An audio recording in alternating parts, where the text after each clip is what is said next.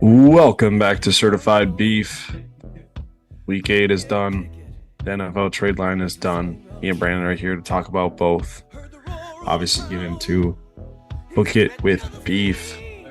Not much else to talk about. I don't know if you want to talk about anything else besides that, Brandon, but if not, we'll just get into it with the recap, with a couple games, and then talk about some of the trades that went down today. Yeah, I don't think we got anything else to talk about. Kind of besides the World Series, kind of a boring, normal week in sports. So, we're going to break down 3 games from the Week 8 slate. We're going to start with the Giants at the Seahawks. The Seahawks improved to 5-3 and win 27-13. Yeah, I think the Giants really kicked themselves in the foot this game. 2 special teams turnovers really changed the course of this game. Definitely had a really good chance of winning it, obviously. But it's hard to tell if, like, a lot of people are wondering if the Giants were actually legit or were not. But obviously they've had 3 games in a row where they were pretty emotional, hard-fought wins, and they have to travel across the country. So basically from this game, Brandon, do you think either of these teams are legit, or do you think the Giants were legit and are still legit, or do you think this was destined to happen for the Giants? I don't know. I still think it's too early to call that yet because it seems like the NFC East is pretty close to being like, I don't know. It seems like even though Philly only has a 2-game lead, it seems like it's a lot larger than that. So, I mean, the Giants are still fighting for a playoff spot, so I don't think they're not legit, but I don't like they're definitely not serious contenders by any means. And then that's not what I'm asking. Just I asking if mean, they're a isn't that legit kind of the good same as team, or do you legit think that though? this is fluky? No, because there's teams that are like frauds. They're not a legit good team like that. Like the Steelers, when they were 11-0, they were like just a solid team. Like they weren't that good. Not they weren't really legit for how good they were. I'm asking you, I'm not saying the Giants are contenders, and I don't think anyone is. Saying, are you think they're legit good, or do you think it's just like a fluke and they've just kind of stumbled into wins throughout this 6-1 start? I think they got a solid team with some luck on their side. It's fair. And then obviously the Seahawks. I know. I don't know. I feel like this team, I feel like they do. I still think they need like a signature win or a game that they're not supposed to win that they need to win. Um, to prove that they're because obviously they're still favored in this game.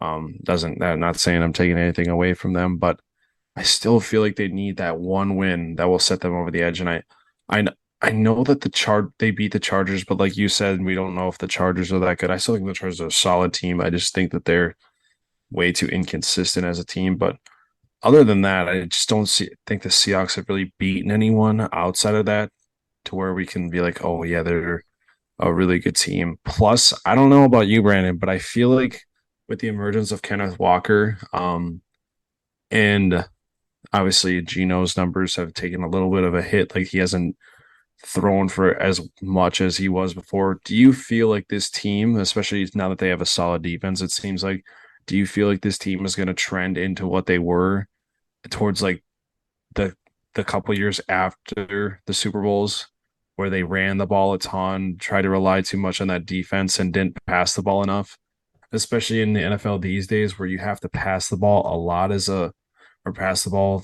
over 50% of the time to be more of an effective team? Or do you think that they're going to stick to what they've been doing so far at the start of the season? They're probably gonna stick with it because Pete Carroll's an old school coach, old head. I think they're gonna keep pounding the But ball. but that's what I'm saying. Doesn't that prove to what I And what I just said, that he's going to go back to his old school ways where he feels like running the ball over 50% of the time is the key to winning. When in this stage of the NFL, that is just proven to not be a good strategy to win football games. It's working for them right now. It worked for the Titans last year, I think. But they're not doing. But I'm saying that's not what they're doing right now. Is what I'm saying. They're starting to go towards that route. They weren't doing that at the beginning of the season because they didn't have that reliable of a run game. And now that Kenneth Walker has come on to do this, and then we've seen what this team has done where they've ran the ball a ton. They have gone good into the playoffs, and then they've laid eggs, and they've been horrible. I still think Pete Carroll is one of the worst offensive coaches in the NFL, and I'll stick by that. He's not a good offensive coach. He's very much a defensive coach, and his ways of coaching are very old school and outdated. So what I'm saying is do you think, like, I think that what they've been doing so far is letting Gino run the offense and not running the ball too much, letting him do his thing. I think that's been beneficial to them, and I think that's why they're winning games. Do you think that Pete Carroll is going to go down this route like we've seen him before, um, like he did with Russell Wilson, who I think is a better quarterback 3 to 5 years ago than Geno Smith is now still? Do you think that they're going to go down this route where they've continued to struggle in the playoffs, make the playoffs, and have I don't know. I like we've seen Pete Carroll rely on his defense too much and not push the issue on offense. So do you think we're going to start seeing that again? Yes, because Kenneth Walker is gaining trust from that organization. And I feel like Pete Carroll is probably going to be like, yeah, we're going to put the load on you. But I do think he might try and keep it more of an even split, like keep it maybe like 52-48 type deal of running the passing instead of just going full blown run game. Well, obviously no one's going to go full blown where it's like 75-25, like besides what the Tennessee did this week. But I think they'll go like if they go anything over 50-50, I think it's a losing recipe unless they're winning, unless they're up in games. But I don't know. I am worried for this Seahawks team that Pete Carroll is going to go down old routes. Because the thing is that 10, 15 years ago, recipe was you get towards the later part of the season, you got to start running the ball more, wearing down these defenses throughout the later parts of the season. That's not how the NFL is run these days. That's not how teams play anymore. And I feel like this is an outdated thing. And if the Seahawks get into a shootout and they resort to their old ways of football, they're not going to be able to come back and win these games. And I feel like they're setting themselves up to do that. Pete Carroll is going to set themselves up to do that because Pete Carroll is a horrible offensive coach. And I don't know. I'm worried. I'm worried for the Seahawks team because I think that they are a frisky team. I think they can beat teams that they shouldn't. I think they have the ability to do that because I think Pete Carroll can coach these guys up. That's what he's good at. He's good at getting at, but he's a horrible offensive coach, stuck in his ways. And I know that he's defensive wise, whatever. It doesn't matter because you can run whatever defense you want and be stuck in your ways. But offensively, you have to adapt. And I don't think Pete Carroll's very good at that. And I'm worried for this Seahawks team. I think this Seahawks team might start spiraling. I don't know, or they might get a signature win or something. Either one. I think there's no in between. I think they're going to start spiraling out of control down the stretch, or they're going to get get a signature win and show that they're for real. No matter how they finish, they should be happy about what they're doing though, because no one expected them No, to no be doubt. like I don't think many people expected them to get even 6 wins. So uh No, no, for sure. I mean, great season so far. Plus they have two first round picks. The first round pick they're getting from Denver is actually going to be better than their first round pick, which no one thought was going to be true. So most likely going to be better. But yeah, no, it's going to be interesting. I don't know. I'm just both these teams are very interesting, and they both could spiral out of control, or they they could they could keep riding the ship and make the playoffs. Both teams have a very good chance of making the playoffs with how bad the NFC is this year. Um, that's not that's no that's pretty easy to say, but we'll see. I feel like a big step for the Seahawks later on this season is beating the 49ers at home. I think that's going to be a big step for them. yeah, but also like looking at their schedule, we shouldn't overreact too much because they haven't beat anyone impressive yet. Um, No, I'm not. I haven't said that they have beaten anyone impressive either. yeah. Because I don't think the Giants are that impressive of a win either. Because the only thing with the Giants though, they have beat some good or teams that were like they beat the Ravens. Yep. Um, I don't know who else they beat though. They really haven't beat anyone. Now I think Packers were about it. favored. That's not a game people Yeah. expect them to win. They They beat the haven't won Titans. every game that no all They the beat game that they've won. They've every game that they've won besides the Panthers game, they've been underdogs. The Giants have. Yep. The Giants So have a lot more impressive resume than the Seahawks. So no, I agree for sure. So I don't think the Giants are a bad team. I'm just worried that they. I have a feeling that it's not that they're gonna that it was because I think it's more because they've had these emotional roller coaster games recently were down to the end and they had to travel out west, which traveling cross country is tough. I know that they did travel to London, but traveling cross country is different too, especially when Seattle was on that side of the country as well. They didn't have to travel back home. They were already on the West Coast. So I think that's something to do with it too. So I don't think the Giants are in as I don't think the Seahawks are in a bad spot by any means, but I think the Giants are still in a better spot than Seattle. oh yeah. Yeah.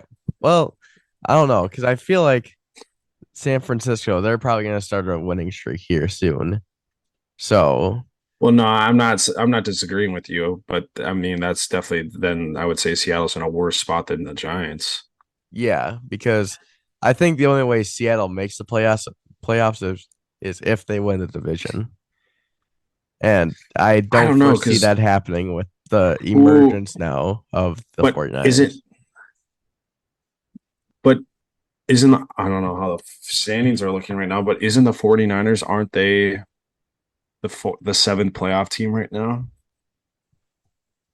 So wouldn't that make them, so wouldn't they just replace Seattle and Seattle would go into the seventh spot? Yeah. Let's see. So yes. So right now, Seattle would, if they 49ers were to overtake them, they would flip with the 49ers. And the Commanders are sitting below the 49ers right now and the Rams. So I'm not so worried about it. I think Seattle's got a very good chance of making the playoffs still. Fair enough. But plus, they do have to play the Rams twice still. Yeah, but that series usually gets split. So Yes. All right. next game going to upstate New York, Buffalo versus the Packers, prime time Sunday night. Uh, and the Bills beat the Packers 27-17. Damn, it wasn't much of an ass whooping as I wish it was. Um, Still kind of was in a way. Um, the Packers actually started to do what they should have done a while ago is run the football, but they did it too much. They ran the ball too much this game. It was kind of pathetic today to watch the Packers be down 17 points to the Bills and continue to run the ball like they was it were they down seven, yeah, they were down 17, I'm pretty sure, and they were just running the ball the whole time. It was only like I think it was like the end of the later parts of the third quarter, the start of the fourth, and they just continue to run the ball. And it's like, are you guys just not trying to win this game, or are you just happy that you're not getting absolutely destroyed? Like I was just confused. I thought that was pretty pathetic of them to not even look like they're trying to win the game. It's like you guys literally look like you don't even care to win this game. That was kind of stupid to me. But I mean, they finally did what they should have done a long time ago. And guess what? It still didn't do anything because they're not good. They weren't even close in this game. They didn't even come close to winning this game. And I don't know. The Bills are just insane because they scored 24 points in the first half and then they scored three and they still pretty easily won this game. So I think the Bills are just a force to be reckoned with. Yeah, I don't know. It's hard to believe that with how the Bills played in the second half and the Packers generally played a better half than them, that they still only ended up losing by 10. Yeah. Bills just are really good, and the Packers are just pathetic of a team. Just absolutely pathetic. It's getting ridiculous. Like you guys need to step your shit up because no one wants to watch you anymore, especially when they have to play the Eagles in prime time. God damn, is that going to be a bad game? Holy shit. Bills didn't cover, so it doesn't matter. Okay. Oh my God. That's don't be that guy. Uh, I mean, the Packers got the running game going. They had a couple of nice drives, but not too many. Obviously, not enough to actually win the game. It's always funny to see the Buffalo offense pissed at themselves when they don't score a touchdown on one of their drives, Yeah. Yeah, it's especially great. like I think it was like the one at the end of the first half, and they were like up by like But they kicked the 17 field goal. already. I Yeah. And maybe they it kicked the was, field goal to go up 24-7. but Yeah. like they were It at was like funny. I agree. at midfield, and Josh Allen was looking pissed that they didn't score on that throw to the end zone. It's like that's pretty funny to see. But otherwise, yeah, Bills are looking good. Made some moves at the deadline to possibly get better. Uh, yeah, just a pretty dominant performance. It was not as close as the score showed. Yeah, Bills are scary football team. Final game going to US Bank. Cardinals at Vikings. The Vikings win 34-26. Yeah,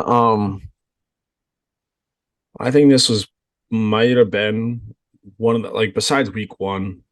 I think it's almost easy to say. I don't know how, but compared to the others, but I think this might be like the best overall game the Vikings have played since week one from a defensive and offensive standpoint. Um, Offense looked pretty good the whole game. They had a couple drives where they didn't really do much, but that's going to happen, I guess, in some games. But offense didn't really look like they were struggling too much against the Cardinals defense. The defense, I know that they gave up 26 points, but it wasn't like they were getting like the top blown off them at all. The Cardinals were really just dinking and dunking the whole time. They had a couple of throws that made it up the seams or whatever in the defense.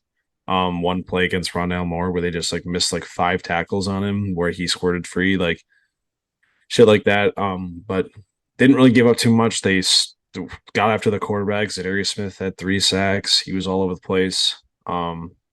Yeah, but I think it was overall. I think like obviously he gave up 26 points. They didn't give up as much yards as they have been in throughout the season. The same, but I don't know. I thought it was a pretty well played game throughout. I don't know. It's weird, but normally in like close games, I always have that nervous bug, especially when I'm at the game. I got like that nervous bug. Just like, oh shit, we're gonna lose this game. I'll be honest, I never felt that in this game the entire time. Kind of was just vibing with how the game was going. I never felt like we were out of control. I know that's what Kevin O'Connell was saying. He's like, in this game, I never felt like we were out of it. I always thought we were in control of the game, and I felt like that was like it. I felt like that. I felt the same. I felt like the Vikings kind of had control of this entire game. They kind of took set the pace of this game and controlled the game from the start to the finish. And yeah, shows why they won this game. The offense always seems to have the third quarter always seems to be like the offense's worst quarter because it always seems like right out of half they have like at least two, three and outs, it seems like. And then the rest of the game is fine. But if we can improve on that, I think this team would be uh in contention for the best team in the league. Defense played good, 2 picks, lots of pressure. Only thing is, could improve on the, I guess, like the protection on screens, like getting to the guy a little bit quicker. Because it seemed like Rondell Moore had like 5 or 6 10+ yard screen plays. which Yeah, got a little but insane. yeah, I feel like that's just more like you're not. I feel like that's just something that they schemed up against us that you're just not ready for. Because I feel like even though like they kept running that play over and over again. I feel like it's hard to like key in on that every single play. Right. Yeah, you do I have to be very sure that it is a screen because otherwise you're gonna yeah, get burnt. yeah, exactly. So I think that was more just like the Cardinals trying to exploit something that we had in our that they saw in our defense more than that it was like we're not gonna like yeah I agree like there was some plays where it's like damn but I mean when you have like a certain amount of guys on one side of the field and you feel like you can exploit it you run a screenplay. I mean that's just kind of Hmm. how teams do it nowadays, especially if it's an RPO too, which I think a lot of those were RPOs or some of them at least were RPOs, so it could have made a big difference too. Oh, what was it?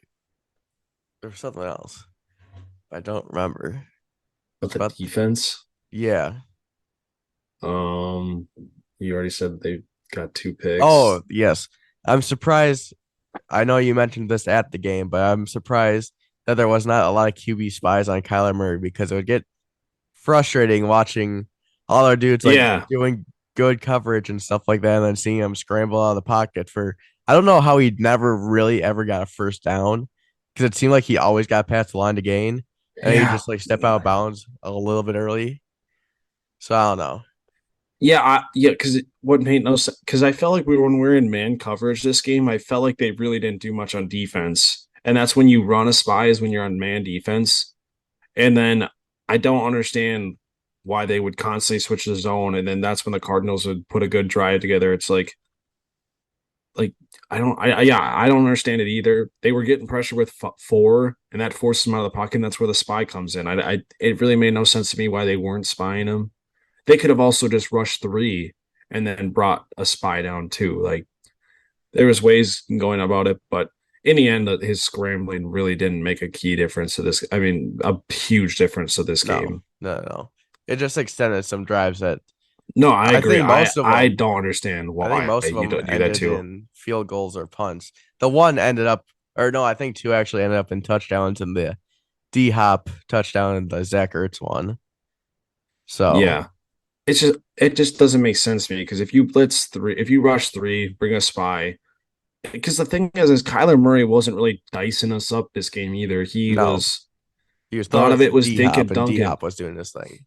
Yeah, exactly. And a lot of it was dink and dunks. Like D Hop had a couple catches. Like he had a couple like out routes, which yeah, you're gonna get those every once in a while. Like because just depends on how the coverage is being played. But it's not like he was dicing us up. He threw two really bad interceptions. Probably should have thrown three. But yeah, no, it He wasn't should have like thrown like five. yeah, you're probably right.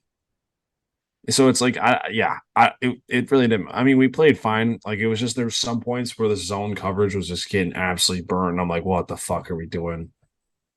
Yeah, and it's just like the minute things. Like if we don't improve on it, it's not the biggest deal in the world because we're still playing good football right now.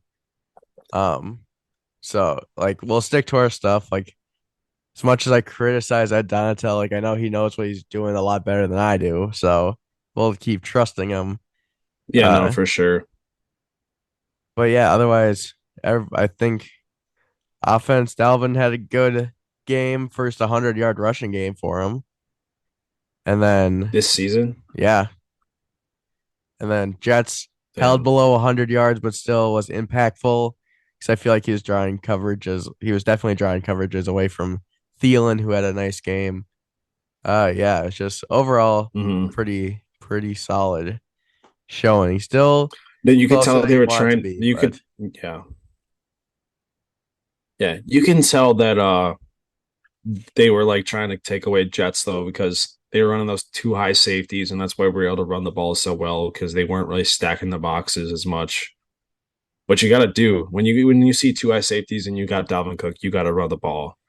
It's pretty simple unless it's obvious passing scenario, but you got to run the ball on two high safeties. Like they're just asking you to run the ball, and I mean we did that this game, which is smart. You know what I am worried about? I'm worried that Daniil might have lost a step. I know that he did almost sack Murray at one point, and he ran like 15 yards down the field and made that tackle on the screenplay. But I don't know. He has like one or two sacks a season, I think, maybe if that. I don't know. I just think I that's don't a know. I think that's a 3-4 because that's what they keep telling us is that it's because he's more of like a traditional outside linebacker now and just not an edge rusher. That he's actually dropping Yeah, back to but plays coverage sometimes or sometimes rushing and stuff like that. I never saw him play coverage once this game. Maybe he was playing the super flat, the drag route. No, he was literally rushing the passer. He's brushed and rushing the passer the entire season. And the plus, like we weren't even like rushing five all the time. We are rushing four most time in the 3-4. So I don't know. I'm just a little worried that he might have lost a step or something But then you because can also say that about Kendricks because he's not putting up sacks or interceptions and everything like that. But he's still having a very he good also doesn't season. rush the passer this year at all. Yeah, I have not seen his him rush the passer. his Plus, stats say that. interceptions is not for a linebacker. It's that is not really something that like if they get an interception here and there, it's like okay, cool, but you shouldn't be expecting that of a linebacker because most of the time they're not going to be in man coverage as much. He still Liddy is a force in the run game, Oh yeah. so I wouldn't say he lost a step. But if I you don't like look at the stat sheet, like the most people would be like, "Oh, he's not doing much because he's just putting up tackles and nothing else." Well, yeah, no, I'm not saying that Daniil's been bad. I'm just saying like he's just not getting the sack numbers like you would assume. I don't know if he. I'm just saying he might have. I'm just worried he might have. I'm not saying he has. I have no idea. I haven't noticed it enough. Just saying I feel like he just hasn't had the sack numbers. Which I mean, to be fair, Zadarius has been getting a ton of them, but maybe they're just not using Daniil as much as he thought of, or his pass rush moves are just been dog shit. I have no idea. But the 3-4, I don't know if it's necessarily Daniil's strength yet. I'm trying to figure that out. I know it is for Zadarius, and I'm pretty sure that's why they brought Ed Donatel in. But I'm worried that it's not necessarily the strengths to Daniil. I don't think But it I is have no because idea. I'm not a genius. Daniil is probably he's like such an elite speed rusher that I don't know why you got him doing anything else because I don't. I mean, Daniil's still one of the best in the game. I don't think he's lost a step. I just think that he's either being like underutilized or teams are throwing the ball out quicker or just like I don't even know if he's getting double teamed or not, to be honest. He could be doing that and I'm just blind, but I don't think he is. I don't think he is either. But I don't know. I know he's still got that speed in him because like you said, he almost sacked Kyler and then Kyler ran like 10 yards on the field and he almost got him again. So I I don't know. I think it's just a scheme thing more than anything. How I mean, it probably is. I'm not like trying to overreact or anything. I just it's just what I've noticed. yeah. Yeah, yeah. I mean, he's only 28. It's not like he's This is an contract year old though, dude. Is isn't it? it? I think so. I have no fucking clue. Let's see. Let's see how many sacks he has this Still year. under Fucking- He has 3 sacks this year, so not bad. Not the worst. Never mind. He is under contract. There are two void years in 2024 and 2025. Oh wait. How Yeah, long so will he's under contract for a little bit longer. Yes. Yes. I was gonna So say I didn't think we're he fine. was. Yeah, Damn, but yeah, Phillies are going he's got off right now. Schwarber two yes, run sir. bomb. The bank. It's hard to play at the bank. All right, what were you saying? I wasn't saying anything. Okay. Oh, Josh is supposed to trade to you. Okay. All right. Trades. Trade deadline came today. Dude, crazy. Most trades on a trade deadline day in NFL history. That's insane. Because usually the trade deadline is dead. Yeah, and this year it was low key insane. I'm just I gonna go think over that's like the because there's a small. lot of like teams that are in the hunt that are that were just looking for that one extra piece, but then also there was some puzzling trades out there too. So who knows? Uh, yeah, I'm just gonna go over like the little ones first. Don't have to say much. Oh, you got him? Yeah, Dean Marlowe traded to Buffalo from Atlanta for a seventh round pick. I don't know who this dude is. I'm pretty sure they just traded him. I'm pretty sure Buffalo traded for him because I think Jordan Poyer might be hurt again. Not totally sure. Let's look at his page. He's 30 years old out of James Madison, 6 years experience. Uh, let's look at his stats. Talking about Dean Marlowe. Yeah, career stats. Um, yeah, I don't know. This dude doesn't seem like he's that great, but I guess he'll I think probably, they just brought him in for depth. I don't yeah. think they brought him in for any other reason. I mean, I yeah, mean, they that's why, spent seventh round pick. That's yeah. it. All right. How come you can't Next. send, can you send cash considerations? I don't think so. Oh, Oh, yeah, it's a thing here. All right. Denver trades for Jacob Martin from the Jets and a fifth round pick and a fifth round pick for a fourth round pick. Literally just to add more depth there because they traded another guy. well, and Who else? the Jets don't need defensive line. They're just fine. Yeah, no. William Jackson traded to Pittsburgh and a seventh round conditional pick for a sixth round pick to Washington. Uh, was he playing for the Commanders like while he was He's been requesting hurt. trade? Oh, okay. He's been hurt, so I'm pretty sure that's why he hasn't been playing. But I'm surprised he actually got traded because it did not seem like he's going to get traded at Oh all. my God, another home run. Really? It's Let's 7-0, go. bottom of the fifth. Let's go. Why is And McCulley still in then the one of, game? I don't know. Then one of the other little trades, Rashad Fenton traded the Falcons, and then Kansas City gets a seventh round pick, conditional seventh round pick in return. I don't know. I think that's a good trade for the Falcons. I feel like he's a Yeah. decent corner. Probably, Yeah, I he's decent. He's not great. Literally the only reason why he got traded is because the rookies that were playing just played solid, and he's been hurt. And they're like, "Well, you're not that good anyways, so we don't need you." wasn't Rashad good like a year or two ago. Yeah, he's been on a downhill climb. He's not great. Like he was their number one corner last year. Or actually, no, Charvarius Ward was, but he's been solid. And this last couple years, just not it. He's only Uh, 25, so that's a solid pickup for the Falcons, I think. yeah. All right, now into some of the bigger trades. Probably go with this one first. Calvin Ridley traded to Jacksonville for a conditional 2023 fifth round pick and a conditional 2024 fourth round pick. It's a second round pick. No, it's a conditional fourth round pick. Mine says 2023 conditional fifth and 2024 conditional second on the NFL site.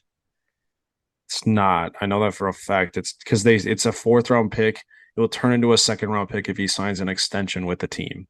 So it's Okay. conditional to become a second round pick. Okay. I And did then not know. it's a third round. The round five pick will turn into a third round pick if he's on the roster next year. Hmm. I did not know Calvin Ridley was on the trade block. I think he could have been another like when he came back next year. I feel like he would fit in just fine with the Falcons. Like I feel like he could have been part of that turnaround. But they're just like, nope, you're out of here. It's a puzzling trade for the Jaguars. I don't understand it fully, but Get a regarded top 10 receiver you think he's top 10 when he was playing. Yes. for 1 year? Yeah, he's 27 now. I mean, I don't know. I I just don't mean, know what did to you not think know of he was him. going to get traded before he got suspended? I knew he was on the block before that, but I didn't know that anybody would want him now that he's suspended. He was going to get traded to the Eagles, but the Falcons knew about his suspension coming, so they didn't trade him. Oh, So he was going to get traded no matter what, probably. It's just if anyone called while he was suspended. hmm. But he was going to get traded before the season even started too during the offseason. That is true. So I know I just remember seeing that he was going to get traded to the Eagles, and then the Falcons weren't going to be shitty about it and trade him before the suspension came out, so they didn't trade him. I don't know. It just seems like a weird move for the Um, Jaguars. I mean, get a better receiver than Marvin Jones. I think he's better than Zay Jones. Plus, like, he's not on a contract. He's not on a huge contract, so it doesn't really. Why not take a flyer on a guy? I guess. Might as well. It's like the worst that they give up they don't even have to sign him to an extension either because I'm pretty sure he's under contract next year. So they don't have to sign him to a huge extension. They can only have to give up a third round pick for him and a fourth rounder if they don't sign him to an extension.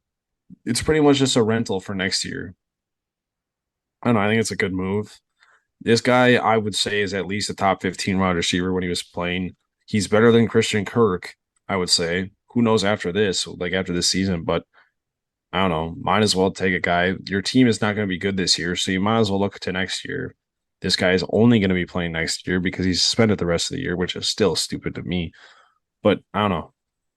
Great. I think it's a great move in my opinion. Who gives a fuck? Fuck them picks. Like picks are fucking stupid in the end. Like I know Jacksonville's not like a they're I guess they're not a contending team, so it's picks kind of mean something, but in the end, like if it's not a first or a second round pick that you're guaranteed to give up, who gives a fuck? Might as well take a flyer on it, dude. All right. Next up, we'll go with Jeff Wilson traded to Miami to San Francisco gets a 2023 fifth round pick in return. Fine trade for both sides. Obviously, Jeff Wilson wasn't going to have too much playing time left in San Francisco because of the McCaffrey trade. Goes back to a familiar face in Mike McDaniel. And then Miami gets a solid running back to back up Raheem Mostert now. I think he's going to play over Raheem Mostert, I think. Eventually. Eventually. I think he'll split. I think this is yeah, most likely he'll split.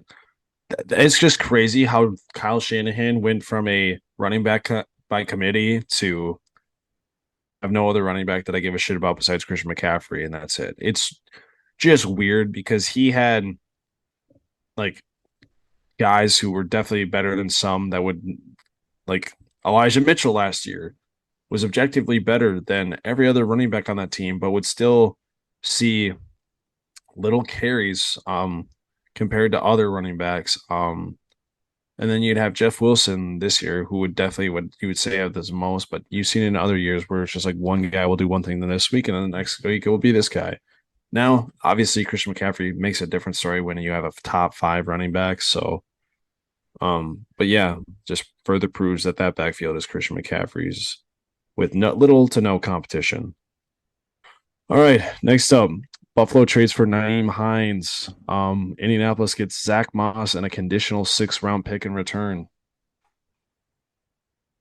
Let me find it real quick. Okay. Kind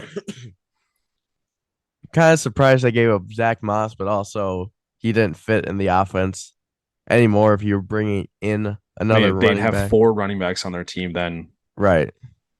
So, I mean, someone had so to it go. He doesn't make kind of got the sense to keep short him. end of the stick there. Fifth. I don't know. It seems like a high price for Naheem Hines. I guess he's also not that A terribly six old. round pick, A six rounder and a decent a six player. round pick is to have a decent Zach Moss's ass. He was good last year. He's got that potential. I He's not good this year. So what? And he wasn't even on. He didn't play a single snap the last 2 weeks. At least I'm pretty sure. He's literally been riding the bench. Dude is garbage. And he's getting traded to Indianapolis, who literally has Jonathan Taylor. So literally it's literally like a throw in. It's like just imagine it's like NBA. Here, I gotta match your salary, so I'm gonna throw this guy in. This guy's not gonna play a single fucking minute, but I'm gonna throw this guy in just to complete the trade. It makes no difference. I don't know. I think Zach Moss is gonna see time because like if Jonathan Taylor goes down again. So I don't know. Well, no shit, he's gonna see time if he goes down. That's a given. But if he doesn't go down, he ain't gonna see a lick of the field barely. We'll see. I don't know. I think Naeem Hines is more dynamic than Devin Singletary. I think this is a better move. I honestly think this is. I know this sounds fucking ridiculous, but I think this almost makes it better for the Bills not to trade for this superstar running back because it doesn't make them have to change their identity of their team as much. They could stick to what they do best. And I think that the Naeem Hines just makes this offense a little bit more dynamic. I think he's shiftier, faster than Devin Singletary, but I think they'll split obviously still. But I think it's just a solid move. It doesn't really. I don't think they needed to make a flashy move. I know that people wanted them to trade for a good running back, but I don't think this team needs to have this guy that needs to rush for 100 yards a game because Josh Allen can run for just as much as the running back, and it's just fine. Because Josh Allen's a gritty ass motherfucker, and he doesn't give a shit. Yeah, I don't know. I think this was a solid move for them. Didn't have to give up much. So, all right, next up, the Bears trade for Chase Claypool and give up a 2023 second round pick. This one was one of the more head scratching ones of the day. Two non contenders trading with each other. It was uh oof. I don't know who it's better for. I think it's probably better for Chicago than Pittsburgh. Oh yeah, Just to 100%. just to give Justin Fields uh a more competent target to throw to. Um and I guess we'll see what Pittsburgh can do with that pick. But otherwise, I was just kind of like, huh, this is a weird trade. I mean, I think it's obvious that this trade is not meant for this year. I don't think that's obviously, I think that makes a Oh ton of yeah. sense why they did it. You get a guy on a rookie contract still, a guy that you don't have to sign a contract, give him a contract or whatever. You see, you play him next year, see what he does, and then because what is this? Is this his second year or third year? This is third year. So then So next year next would be year his it's contract decide year. yeah, decide the option. I think you have to sign. Yeah, oh no, yeah, because it's after your third year, right? That they get to they get to pick that up or whatever decision to pick it up. It might be. I'm not Wait, sure. do players get a fifth year option if they get traded though? I don't know. I'm not sure about. I don't know how that works. Either way, I think this is a pretty solid deal for Pittsburgh. They didn't really have to go. I mean, you still get a young receiver to match with Darnell Mooney. Plus, like they have a decent amount of draft capital next year. I know that they gave up a second round pick, but they probably could get a receiver just like Chase Claypool in that spot too. So, um, yeah. Plus, the Bears have so much. You see how much cap space they have coming up, Brandon? Yes.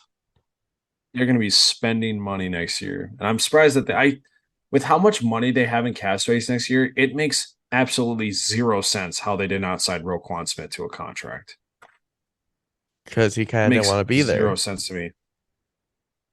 Well, yeah, I know you didn't, but he was willing to sign a contract. That's why he didn't want to be there anymore because they once signed him to a contract. That is true.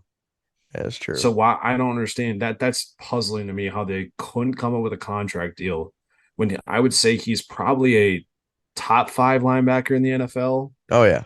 Um, I don't know. I think that's puzzling to me how you can't sign a top five linebacker in the NFL to a contract when you have over $100 million in cap space coming up. But I don't know. Obviously, they dumped him off yesterday. They kind of got shit in return. And they got a player, but AJ Klein is ass. Um, I mean, they got a second round pick, so they traded a second round pick for a second round pick. Um, Whatever, doesn't matter. Solid trade for the Bears. Next up, pretty big trade, I would say. Miami gets Bradley Chubb and a 2025 fifth round pick for Chase Edmonds, a 2023 first round pick, and a 2024 fourth round pick. I think this trade benefits both sides because I was talking Yeah, I would agree. to the resident Bronco fan here, Derek. He was like, "Yes, I am happy with what we got in return because Bradley Chubb is a rental for this year. He is not under contract. They would not have been able to really pay him that much because they're paying Randy Gregory and there's people coming up the ladder behind him. So it's just kind of like I guess yeah, kind of a no-brainer move to ship him out. Chase Edmonds is a solid running back. Hmm.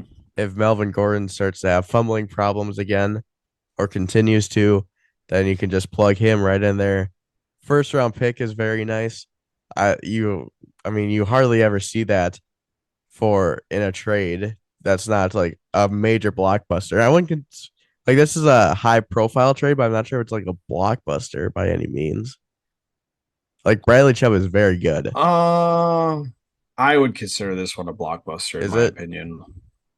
Yeah, It's I on the mean, lower end then.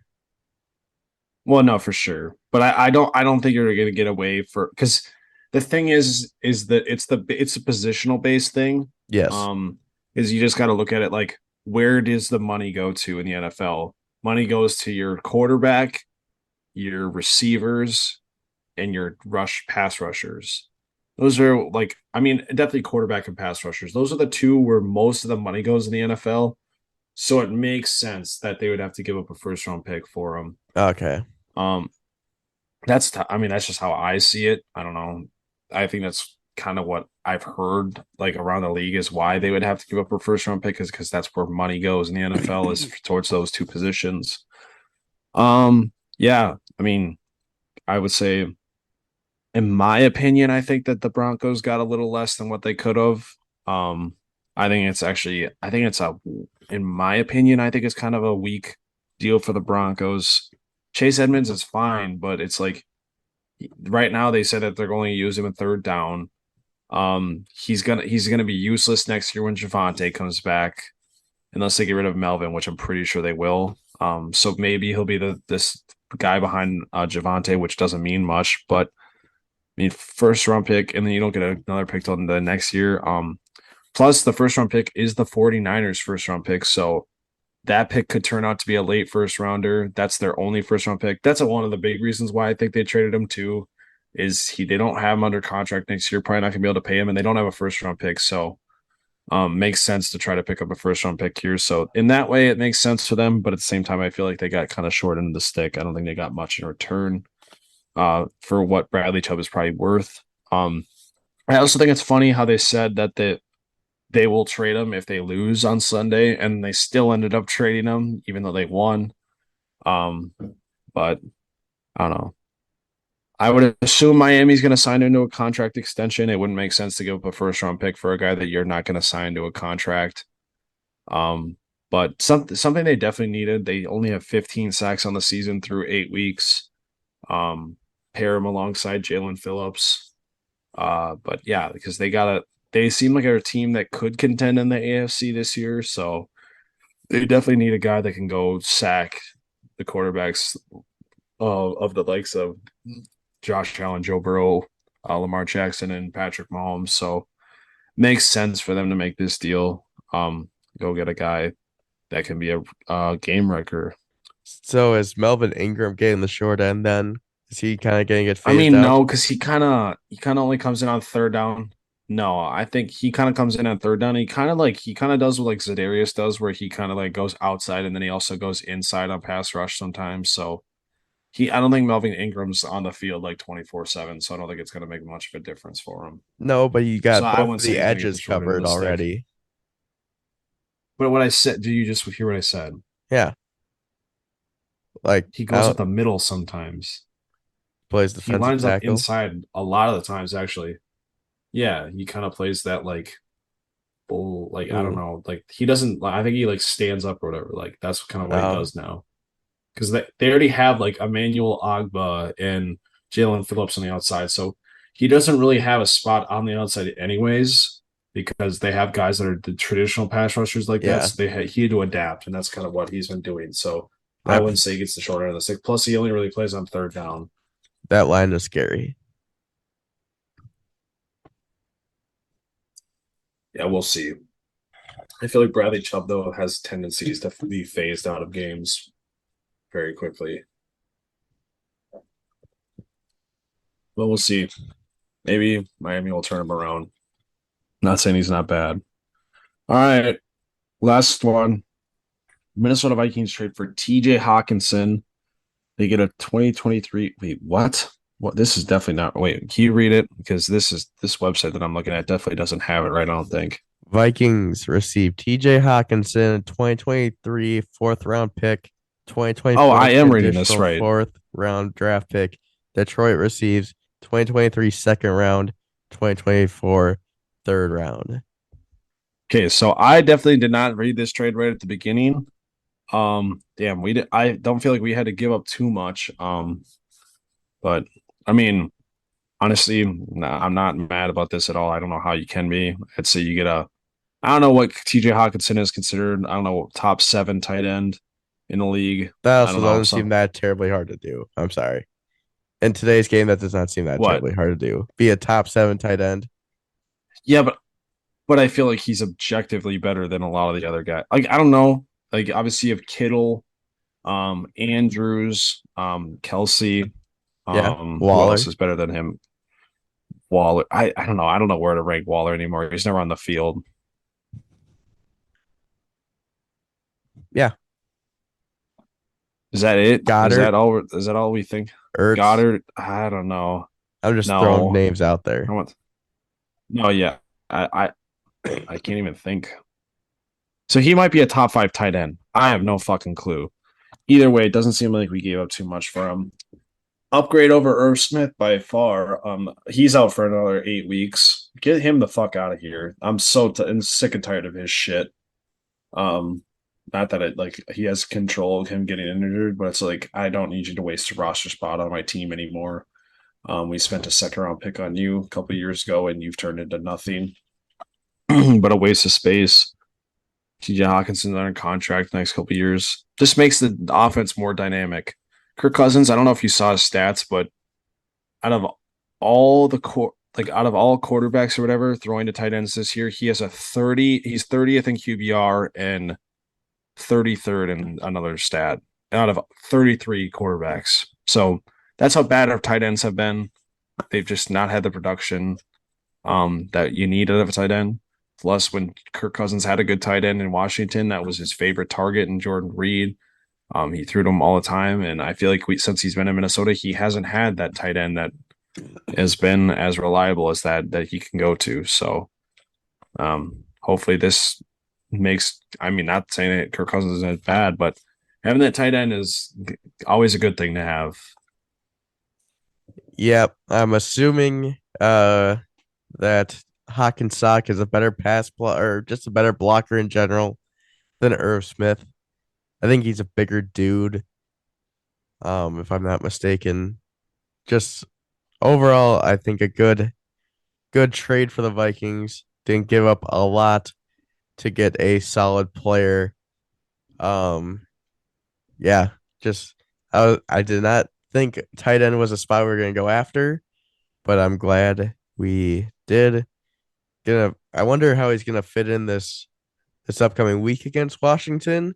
Wonder how much we'll see him. We'll probably see him a good chunk because I mean he got traded on Tuesday and it'll be a Sunday game. Yeah, he should be in for all of the plays, I would think, that involve him. No, he'll So be in a decent amount. It just depends on what our. It also depends on what our game plan is. It depends because if we're yeah. running the ball a lot, I don't think he'll see the field too much then. Well, But it's because in he's obvious kind of like passing a downs, below he'll be in there. average pat or run blocker, isn't he? Just kind of average. I would say. I would think. Yeah. Also, I have no idea. I Washington don't watch a does lot of his have games. good linebackers in Jamin Davis Yeah. and Cole Holcomb. So we'll have to see how he gets in there. But I'm sure he'll get at least a couple catches this upcoming week. Yeah, I don't think this is. I don't think I'm not. I'm not too worried about what he does this week. It's more the upcoming weeks. Oh It's yeah. kind of big.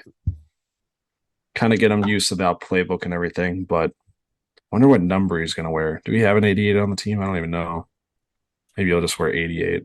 I don't think we do. I don't I know. don't think we do either. America loves Iowa's tight ends.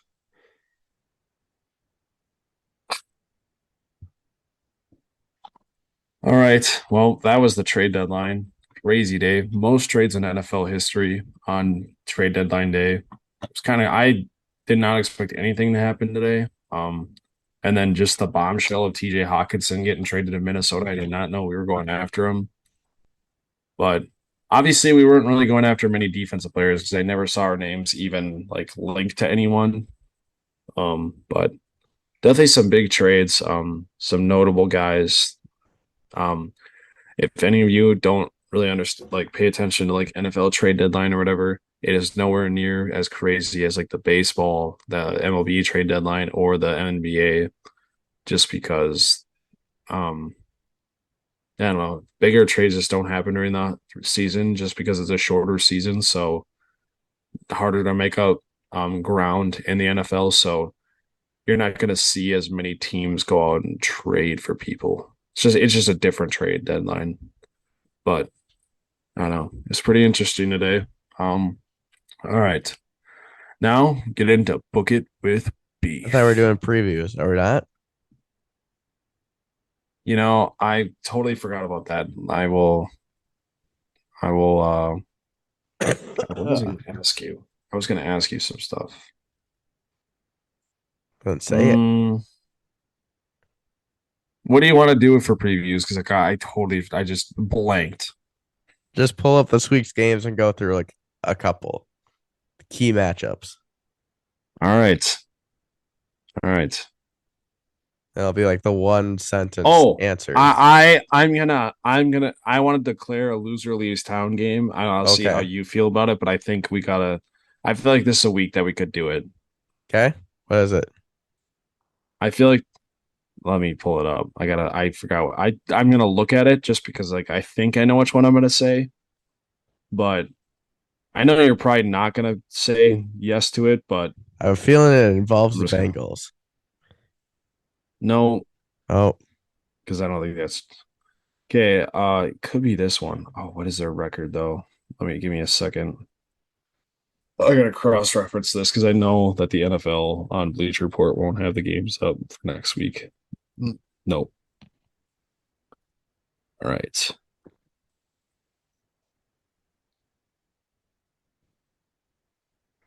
Hmm. Okay, I mean we could do that. We could do a couple, I guess. All right. All right. I'm gonna just say a couple loser leaves town games that I think are loser leaves towns, and you'll tell me. I mean, just if you think so or not. Indianapolis at New England, loser leaves town.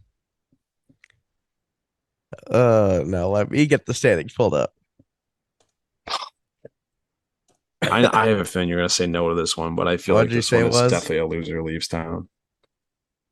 What did you say it was? Indianapolis at New England, Oh yeah, yeah, yeah. No, I loser agree. leaves town. I agree because the Titans are starting All to right, catch on fire a little bit. They're starting to play good football. Colts, they really need to step up their game if they want to try and compete for it. Then the AFC East is just good for some reason, and I think if the Patriots fall to 4 and 5, it would uh almost eliminate their chances, especially if everybody else wins in their division. plus like the wild cards, it's like I think that the wild card teams, especially even the Bengals, who are considered behind them, are a better team than them. So Oh yeah, I feel like it's gonna be harder for them to make the wild card too. yep. Hmm. Mm-hmm. This one is kind of just for the memes. Okay, Vegas at Jacksonville. Okay, I'm just kidding. It's not. It's obviously a loser leaves town game because they're not both are not making the playoffs. Not anymore. We had such high hopes for the Jaguars through 3 weeks or whatever it was, 5 weeks, Yeah, it's three so weeks. sad. All right, now this is a very interesting one. The Rams at the Bucks. Loser leaves town. uh, no.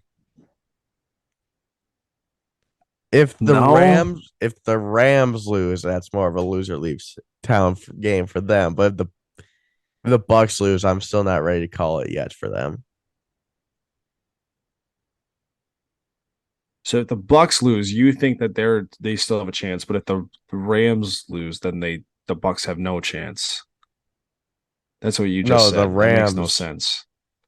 If the Rams lose, they got less Win. of a chance than the Bucks do if the Bucks lose. Did that make sense to you? I don't I kind of it didn't not much, but Like I'm yeah, I saying get that what you're if the saying. Buccaneers I don't lost, it know. would have I less know that like the impact on their division or season whatever. than if the Rams lost. The Rams would be more impacted by their loss than the Buccaneers would be by theirs.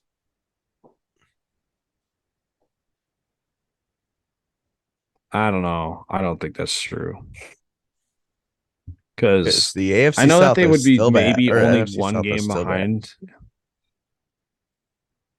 I know it is, but the thing is that the Bucks schedule is so bad or so like not it's not easy for them either. So they have to play some opponents that you would not think are good coming up. And I don't know, like I don't know. I just feel like the Bucks like are going down a bad path and they're just gonna keep spiraling. I don't know. I just feel like this is whoever loses this game is not making a playoffs. Because if they lose, if the Bucks lose and the Falcons win this week, Falcons would be up 2 games on them. I don't know. I just don't know how this Bucks team turns it around. I have no fucking clue. All right. What else do I want to do? All right, we can just do this. You want to just?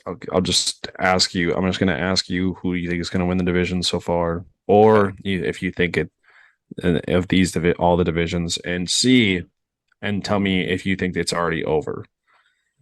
The AFC East. Very close. Okay. AFC East. Yes, it's over. The Bills are going to win. Okay.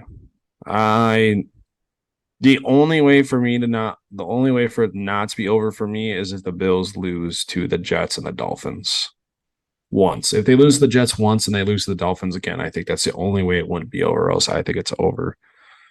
The AFC North. I know you don't think it's over. Obviously, I don't either, but who do you think is going to win that division? The way it's panning out now, I'd probably have to say the Ravens are going to win, even though I still want the Bengals to come back. But I guess at the moment, I think it's going to be the Ravens. Definitely not over yet, though. Yeah, I feel like if Jamar Chase was still in the lineup, I feel like it'd be a totally different story. But he's out 3 weeks, and that's 3 weeks that the Ravens could gain on the Bengals because the Bengals could continue to struggle. But I don't know. It's kind of a bounce back week for them next week. Give me a second. I need to look at the Bengals schedule. I might be actually able to give you a good opinion. These next 3 weeks without Jamar Chase is kind of big. I think they have a bye soon too, though. I think they have a bye next week. I'm gonna say it's not over. I don't think it's over, and I think the Bengals are still gonna win the division. They got a get right week against Carolina at home this week, and then they play at Pittsburgh after their bye, and then Jamar Chase comes back once they go to Tennessee. So I think it's not over. And I think the Bengals are still gonna win. All right, AFC South. Yes, it's over. Titans are taking that. Yeah, I agree. Um, the AFC West. Um, I'm gonna say yes. I think it's over, just because I think the Chargers are so inconsistent and so injury riddled right now that I think the Chiefs are just gonna pull away.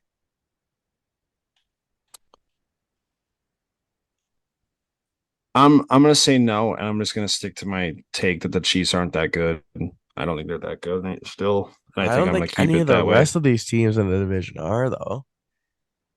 I think the Chargers can be is the thing. I think they get Joey Bosa back, they become a different team. I know that they lost what's his face, J.C. Jackson for the rest of the year, but Chargers still have to face the Chiefs one more time.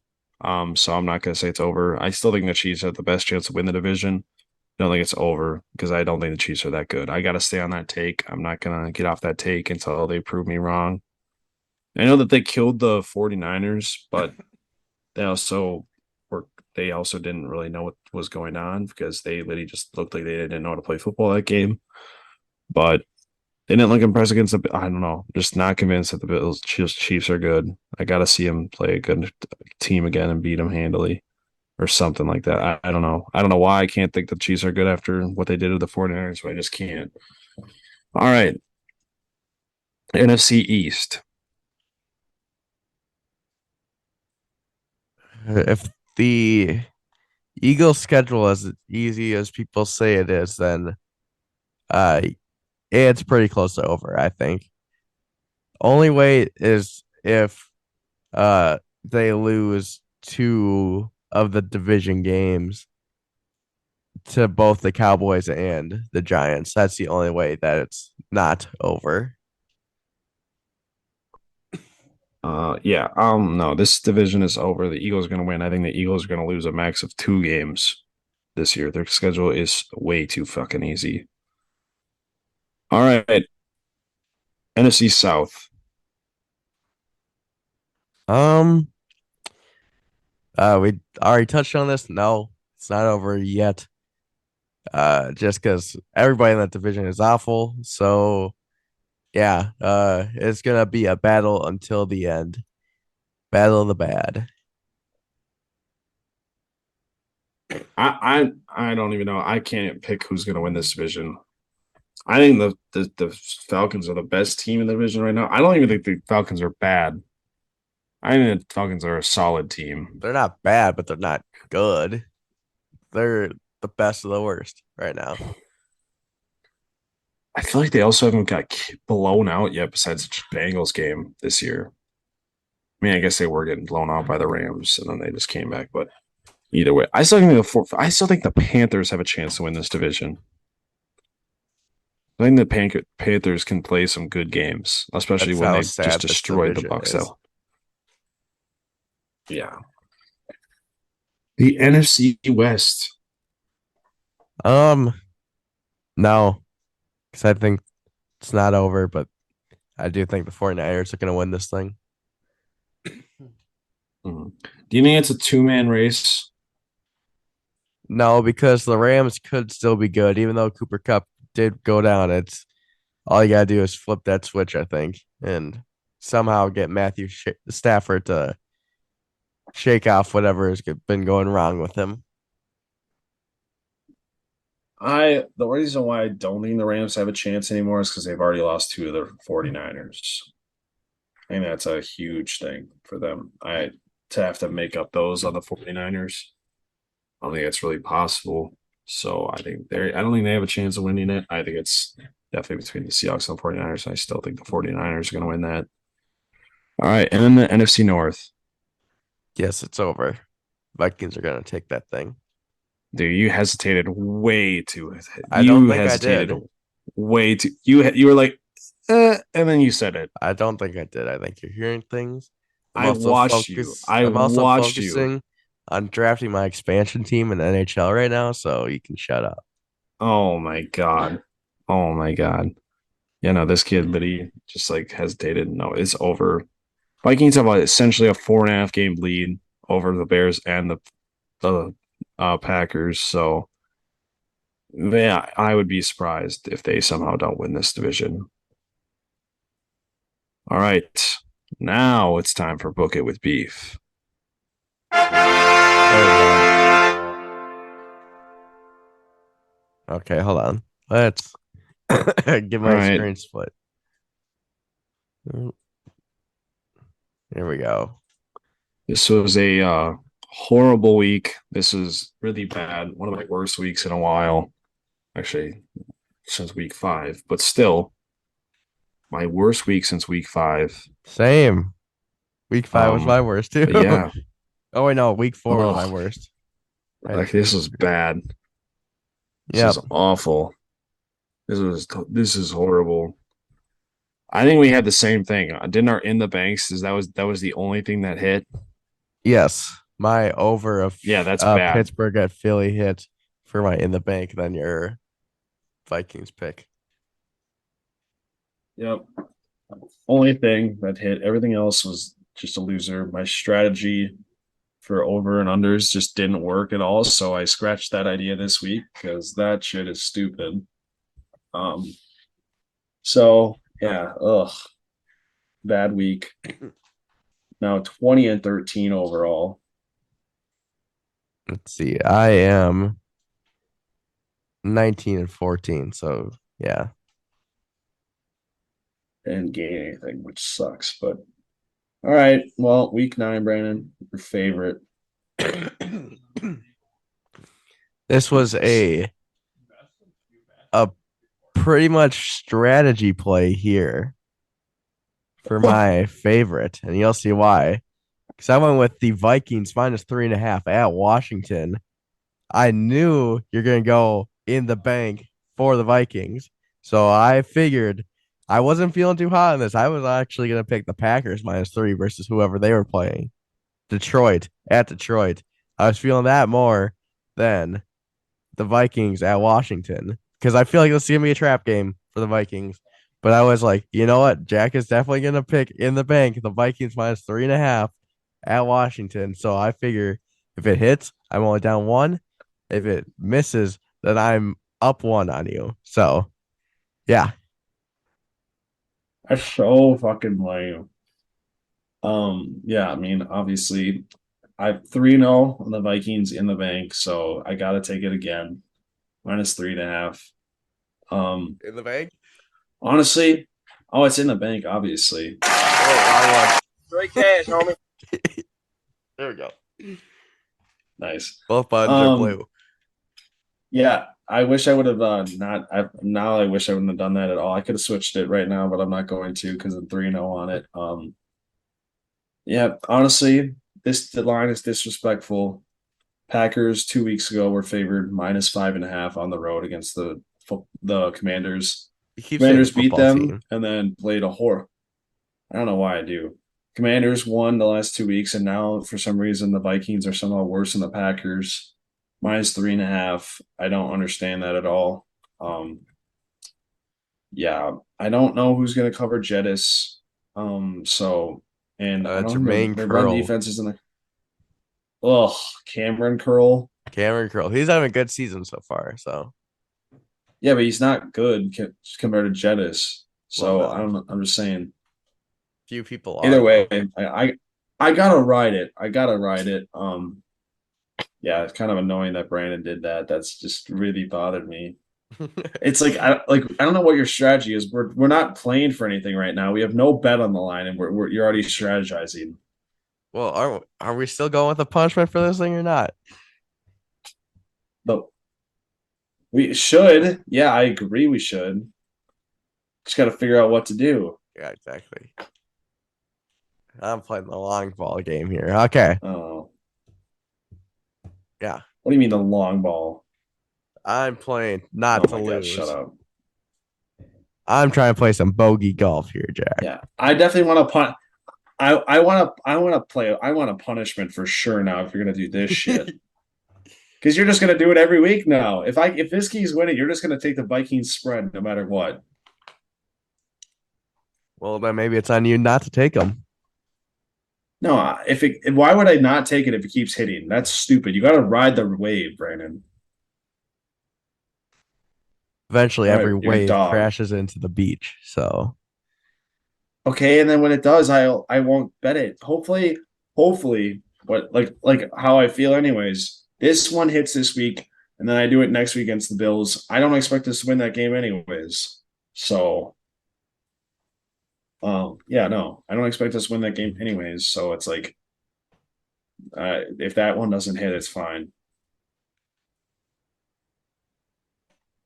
All right, Brandon, your dog. my dog, the team that goes into the X-ray room, shows a little pit bull in their ribs right there. Do you know what team that is? It's the Dirty Birds. It's the Atlanta Falcons. +3 versus the Los Angeles Chargers. Let's hear it, Randy. Straight cash, homie. Straight cash, homie, in the bank Falcons, do you know what they're really good at? They're good at running the ball. Do you know what the Chargers are very bad against defending against? Running the ball. I think the Falcons, they probably win this game outright. Let's be honest. Each time I pick these games, I pick it that the team is going to win outright. They just got a little bit of a margin of error there. The points is the margin of error. Falcons gonna win this shit. We're riding with the Dirty Birds. I think Marcus Mariota, Tyler Algier, is that how you say his name? It's close enough. Drake London, Kyle Pitts, Hmm. uh, No, that's how you say it. Rashad Fenton. Now they're gonna stop the Chargers. I had no idea where you were going with that. Um, yeah, no idea. I did not know who had that dog in them. I thought you were going to take And my they're very Dirty good at Bird covering. dog. So, huh? They were. They haven't covered the last 2 weeks. What? Who did you think I was gonna take? They've out there. I thought you were going to take my Dirty Bird. Got the Seattle Seahawks +2 on the road at Arizona. They I aren't the Dirty I am Birds just I'm though. gonna okay, whatever. I thought you were when you said Dirty Birds, I was started thinking of my pick for a second. I was just saying my Dirty Birds doesn't mean they're the Dirty Birds. I know that they're not the Dirty Birds. Um, I'm not. I didn't really. I don't know if I like this pick at all. I just didn't really like any of the other ones. There's way too many big spreads that I didn't know. Like I don't know what to think. Like I think the Jets +13 is ridiculous. But at the same time, it's like fuck. The Bills can go nuclear, and I don't think the Houston's going to cover that spread. So I don't know. Kind of thought it was. I don't know. I didn't think it was disrespectful or anything. They're on the road divisional game, but it's like I'm riding that the Seattle team is actually really good. And I think that this is the game that they can show that they're legit. Cardinals are bad at home. They're how many games have they won at home this year? I think one. I think that their only game win was a Thursday night game. I'm trying to think. Either way, not good at home. They're better on the road. Seattle Seahawks +2. Probably going to have to win outright for this to hit, which I think they will. They already beat them this year once. Seahawks +2. Kenneth Walker is going to gash them, just like Dalvin Cook did this week. Seahawks win. Seahawks money line. Oh, we don't do money lines here, so But if you do bet money line, bet that shit. Good value. Not really. It's like +106, but it's not minus odds. So still plus odds. So good value. All right, Brandon, you're over. my over this week. Uh, we're going. We're staying in Atlanta. Going Chargers at Falcons over 49.5. No, this is a huge line. This is a big, big points or whatever. We want points, points, points. I think they get it done though. Both defenses are pretty bad. Like I said, Falcons good rushing team. Chargers can't defend against it, and it's not like the Atlanta defense is that great. Isn't Mike Williams is out for a while? Isn't he out for the year, or is it just a while? No, it's like 3 more weeks, Still got Keenan Allen. or He's something like back. that. Got Gerald Everett and Austin Eckler. I think they do just fine. I think I was debating about this being my in the bank, but I thought it was a little bit too high for that. So Chargers, Understandable. Falcons.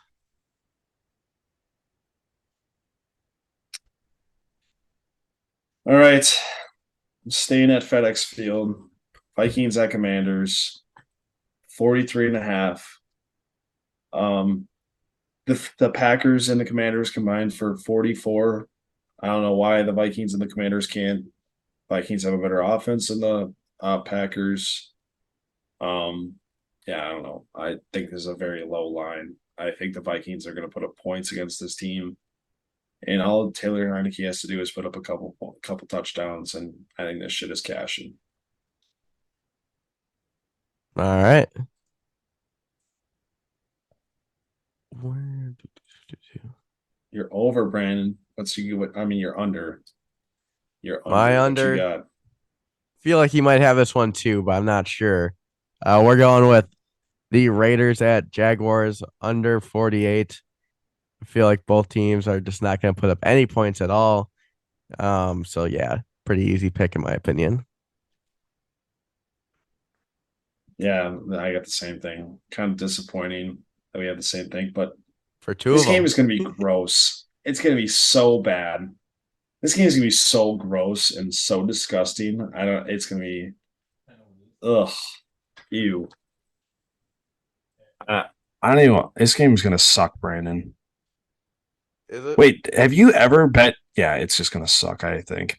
Have you ever done an in the bank as your? Oh yeah, never mind. I was going to ask you if you ever done it as your dog, but we did the Giants the other week. Let's see. I've got it written down now. I like what I am for the in the bank breakdown. So my favorites, I haven't been a favorite for in the bank yet. I'm 1-1 on dogs, 1-0 on overs, and 2-0 on Oh, I unders. did not do it that. I did not do that I just did much. it today. All I know. Well, actually, no. Now I think about it, I can just look at it. I'm 3-0 on favorites.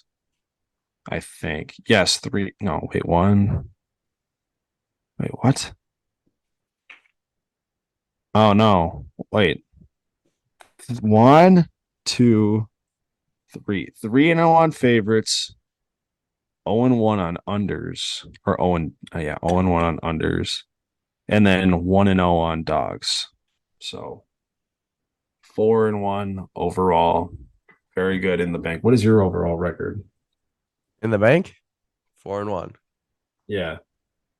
Damn it, dude. Why the fuck are we doing like the same shit? It's so annoying. We're not. It's No just that both of them are separation. hitting.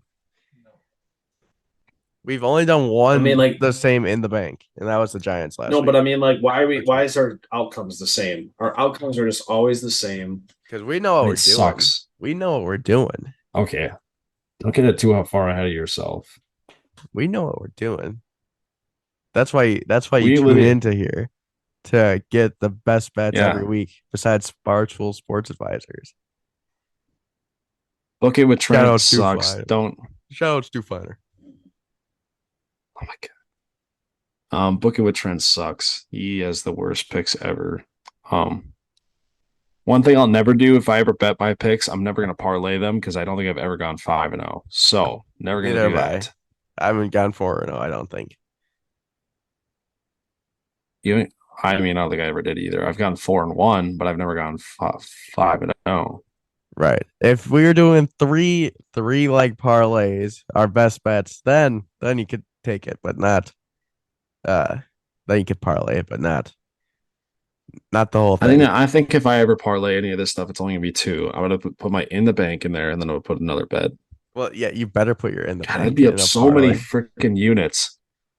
I'd be up so many units right now. It's ridiculous. So many units. I would be up So annoying. I'd be up 5 right now. That's not how that works, but that's good. Isn't it? How's it not? I'm 19 and 14. It's based off the line. It's based off the lines, like betting lines. I'm saying, like you've won five more bets than you've lost, but I'm saying Yeah. your units would be different. It wouldn't be five. It would be probably less because a lot of those bets would probably be minus money or minus odds. So you'd be getting less units than you win than you bet. I don't know. I don't know what the official odds are. I just look at the numbers. Well, I don't either, but well, I guarantee if you look at spreads on there, most of them are minus odds. And that's all we do. And plus all the over unders, Brandon, are minus odds. Yeah. So you'd be less units than what you bet. Oh well. Which I don't understand why over unders and spreads are always minus odds. Like they're very rarely ever plus odds. Damn. Texans are plus 575 money line. Take it. Good value there. No. Why would I want to do that? Can't believe the Packers are favored this week. Oh my God. So bad. I was going to take the Lions, but when they traded TJ Hawkinson, I was like, nope, not taking the Lions. How many of your bets actually changed this week, Brandon? 3 of them. All of them What did except you for the have? Vikings. Uh, it was Vikings was 3. Oh, it was 3.5. Atlanta was plus 3.5. The over went up by Mm. 0.5 and the under went up by 0.5. So not a terrible much, but that's still like it'd been nice to not have the pushes and stuff like that in there. So Yeah, I mean, fair. But I mean, I didn't take anything that. I mean, I guess you copied me it's not like with I the went up. Vikings. It's not like one went up to like a four, like went up 4 points or whatever like that. No, it's just half points. Well, no, they don't normally change that much in like a day. They only change like a point 0.5 or maybe 1. I was just surprised to see them get I don't changed think they already. could. They do that a lot. They change like daily. Like the Lions and the Packers and the Lions spread was at +3 yesterday, and it went up to +3.5 because of the TJ Hawkinson trade, I think. I don't know why the Vikings spread didn't change. It's kind of dumb. I don't know. It's whatever. Well, I think it's gonna do it for us here at Certified Beef. Catch you guys in the next one. Peace. We out of here.